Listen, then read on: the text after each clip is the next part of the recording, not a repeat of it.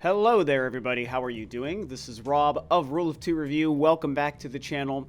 And today I want to discuss this conversation that started going around earlier this week around the idea of what has been come to be known as mid-gen refreshes for gaming consoles and console hardware in the video game space.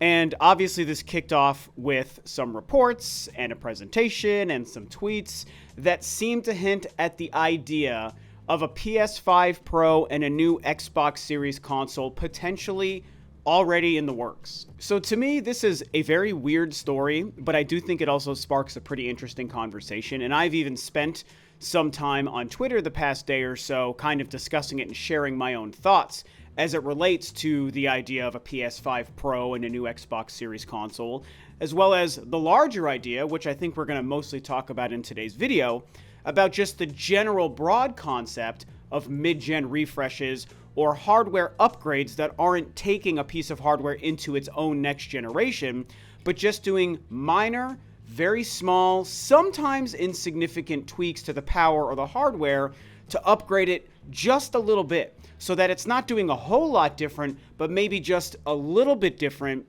And then what does that mean for the final product? How does that fit into how long it takes to go from one generation to another? How much money is it asking the consumer to spend to stay current on the hardware that they're playing on? Console hardware, not PCs.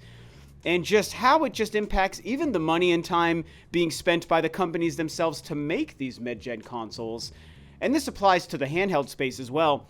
It's very interesting, it's very weird, and I'll admit it's even very frustrating to me, which is why I felt it was worth talking about in a video. Before we dive any deeper into today's topic, I'd like to remind you guys I'm always trying to grow the channel here on Rule of Two Review. I am less than 2,000 subscribers away from 20,000, which I sure hope to hit sometime before 2022 ends. I upload every single week. I talk about all things video games, Nintendo, Metroid, Sony, Xbox, all that good stuff. So as you watch this video, if you seem to like what I'm doing and what you hear, then I hope you will consider subscribing to the channel. So many of you may already know where this story kind of originated from, and it was a tweet shared earlier this week from Tom Henderson, who said this: in a new conference, TCL Technology have said that a new Xbox Series S/X and PS5 Pro are coming in 2023 or 2024. And then, of course, links an article that I believe is Polish, and it has some interesting details here that kind of breaks down the potential specs and exactly what happened. And that kind of started a little bit of this conversation. Now, here are some of my own tweets that I shared in response to this. First, in my own quote tweet of Tom's tweet, I said this: I really don't think that I believe any of this PS5 Pro or new Xbox talk, and for a variety of reasons, which we'll be talking about today. However, in a world where it was true, boy, do I hate it. I hate this idea a lot. But again, I can't imagine this is true. I mean, right? I then shared these two follow-up tweets. Yes, Nintendo revised the DS family's hardware a few times, and Sony and Microsoft did it once with PS4 and Xbox One. But I personally think that we shouldn't normalize mid-gen refreshes. Consoles aren't PCs. I see it as wasted effort and money on half steps. I'd rather wait for the full generation leaps. Also, I added this as a reminder: A, this is just my personal opinion. B, I do think PCs handle hardware upgrades better than this idea. And C, this is only in reference to hardware capability upgrades, not changes in form factor, such as slim models, the 2DS, the Switch Lite, going way back to the top loader NES, all these different things. And so that kind of catches us up on really what's going on here, what TCL, who is a TV manufacturer, seems to have potentially hinted at, and why this conversation started, and just a little bit of a glimpse into my own kind of perspective and opinions on just this whole concept and this whole idea. And so, you know, there's been some talk about how much TCL really knows. Do they know that a PS5 Pro and a new Xbox is already in the works? Or were they maybe making assumptions with the slides and the pictures that they showed of the conference that they held that referenced this idea of a PS5 Pro and a new Xbox in 2023 or 24, which is only next year, right? That's the potential window that TCL seems to be targeting. And so I don't think anything is truly confirmed yet, at least that I've seen, on what TCL knows or doesn't know. But the fact that they featured these slides and they referenced a PS5 Pro and a new Xbox Series console already when those consoles are only a year and a half old, and they are currently damn near impossible to find. I am lucky enough to own one of each, but again, I'm lucky to own them, and it required help in some ways. These things are impossible to find, chip shortages are real, and it's just a weird thing to think that Sony and Microsoft might already be considering these consoles. And so to come back to my personal opinion and perspective here, like I said in the tweet that I just read to you guys, yeah, I don't like this. Not only do I not like the idea of a PS5 Pro and a new Xbox Series already, I definitely don't like the overall idea of mid-gen refreshes. And like I said, yes, Nintendo did it with the Switch Lite even. They did it with the Nintendo DS family, you know. They made DSi's, they made the new 3DS and the new 2DS and all these things. And then Sony did make a PS4 Pro, and Microsoft made the Xbox One S, and they made the Xbox One X, right? So they did their own version of a mid-gen refresh. Nintendo, Sony, and Microsoft have all done it at least one time already. And it's like, I didn't love it when they happened at those times, but I kind of just accepted it and hoped that it was just kind of a one-off scenario.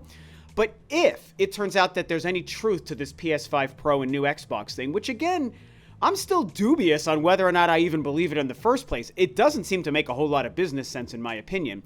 But in a world where it does turn out to be true or something that they're considering, I don't like the idea that it might be happening again right after Sony and Microsoft did it last time. Nintendo's already messing with the idea with the Switch OLED, and people think that maybe they're going to do another small half step with the Pro. And it's like, I don't think that this is really healthy. This is my personal opinion. As I said in my tweet, I'm not necessarily trying to convince you watching this to agree with me. I'm just sharing my perspective and opinion for people to hear and consider as they form their own opinion. I don't like this concept and this business structure for the home console industry. PC market and PC industry and PC hardware, different story. It's completely customizable. People who know all the different components of PCs and know how to build them to their specifications that they want, they can afford the GPUs and CPUs and sound chips and whatever they want, and they build it. That's unique and separate from the home console industry, even though the same games can be played on all this hardware. But I don't think we need to bring the concept of upgrading hardware that PCs use into the home console space via these mid-gen refreshes. I don't think it's healthy. I've seen people compare home consoles to the way the cell phone industry gives you new phones every single year, and I also don't think that's healthy or good or appropriate for the home console market either. And so, you know, my long-winded kind of explanation is just to say I don't think that this is the best and healthiest way or the most consumer-friendly way to treat home console hardware specifically. You know, one of the main things that I touched on here and that I feel, and to be fair, I'm not an expert or claiming to be an expert in this. I'm just a longtime gaming fan of 40 years, just like a lot of you are probably longtime or lifelong gaming fans of however old you are, right? And for me, I feel like I have a pretty good grasp on how some of these things can happen without actually being an insider at a game development company, right, or a studio or what have you. But I have to wonder if we use Sony and Microsoft as an example, and we use the current PS5 and the current Xbox Series consoles as examples here, I have to wonder if the idea of Sony and Microsoft already planning upgrades that are mid-gen refreshes to their consoles this early, only a year and a half in, and while it's already impossible for anyone to buy those base consoles anyway, if they would be diverting money, manpower, and resources, all three of those things, diverting some of it from internal first-party game development as well as whatever R&D they might be doing on their eventual next consoles, you know, 6-7 years down the road from now, wouldn't they almost have to be diverting some of those resources and money into just creating mid-gen refreshes that aren't even really that needed? When have we reached the law of diminishing returns? When have we gotten to a point that right now, with what the PS5 and the Series X are capable of, what is it really going to add to those consoles that are so needed only 2 years into their life that they need to make mid-gen refreshes so that all of us who have a PS5 and a Series X now suddenly have the inferior versions after only 2 years?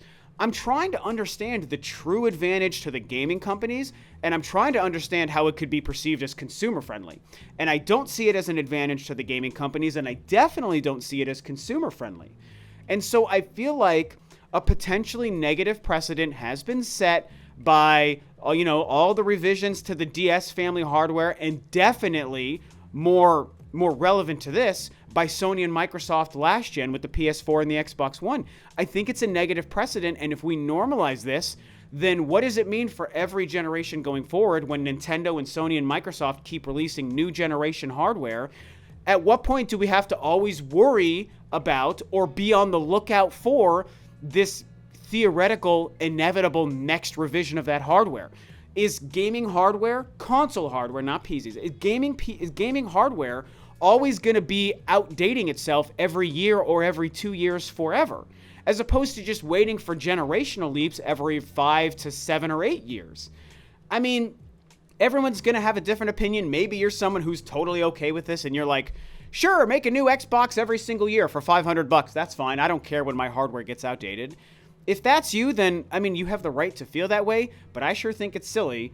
In sharing my opinion, I would rather every generation be its own succinct thing, commit to your one piece of hardware for 5 to 8, 9, 10 years, whatever that window of time is, and go from X generation to Y generation to Z generation to next every 5 to 8 years or whatever. To me, that's just what makes the most sense for all three home console manufacturers to do. And so I don't know that I really have that much more to add to this. I feel like I've, pretty succinct and straightforward conversation, I think, for me today. I don't really have much more to add. That's just how I feel. I think normalizing this is just potentially unhealthy for the industry. I don't think it's great for the console manufacturers and these companies. It's going to be keeping the developers on their toes at all time. It's not consumer friendly, in my opinion, to have everyone worrying about the next time they need to spend $500 every year or every 2 years on new hardware from 3 different manufacturers. Think about that. It's absolutely crazy, and I don't want my PS5 and my Xbox Series X to be outdated only 2 years after I purchased it. That seems absolutely crazy. I'd rather wait another 5 years for PS6 and the next Xbox. That's just me. You might disagree, and it is okay if you feel differently, but that's how I feel. I saw a pretty positive response to my tweets, and almost everybody agreed with me, so I think the majority of you guys out there also feel the same. But if you don't, then I guess talk about it in the comments below, right? Whatever you feel. If you agree with me, if you disagree with me, or even if you fall somewhere in the middle, whatever your thoughts are, I do want to hear, because I think that how the consumer feels and reacts to this idea is going to be very telling and potentially pretty powerful for maybe sending a message to these companies on what we do and don't want them to do. And to end this on the PS5 Pro and new Xbox thing, I think I still ultimately feel that it's not true.